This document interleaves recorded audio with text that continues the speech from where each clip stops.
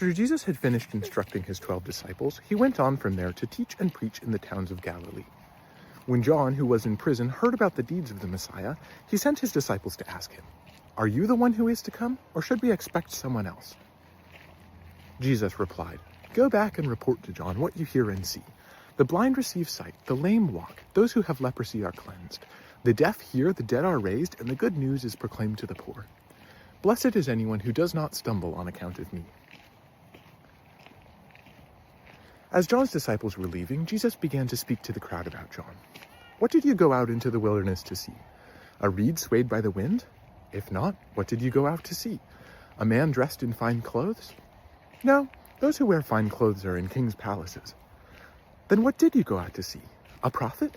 Yes, I tell you, and more than a prophet.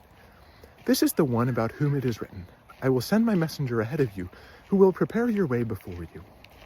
Truly I tell you, among those born of women, there has not risen anyone greater than John the Baptist. Yet whoever is least in the kingdom of heaven is greater than he."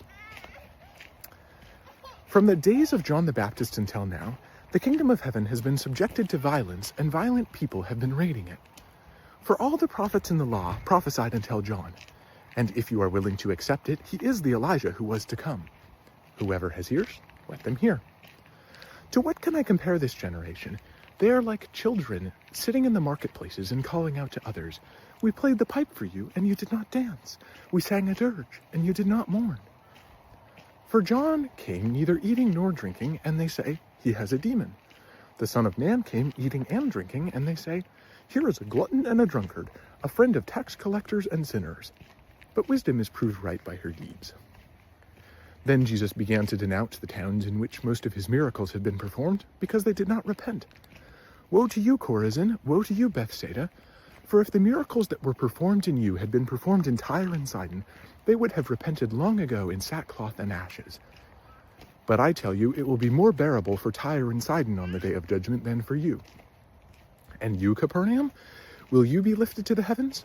No, you will go down to Hades. For if the miracles that were performed in you had been performed in Sodom, it would have remained to this day. But I tell you that it will be more bearable for Sodom on the day of judgment than for you." At that time, Jesus said, "I praise you, Father, Lord of heaven and earth, because you have hidden these things from the wise and learned and revealed them to little children. Yes, Father, for this is what you were pleased to do. All things have been committed to me by my Father. No one knows the Son except the Father, and no one knows the Father except the Son and those to whom the Son chooses to reveal him. Come to me, all you who are weary and burdened, and I will give you rest. Take my yoke upon you and learn from me, for I am gentle and humble in heart, and you will find rest for your souls. For my yoke is easy and my burden is light."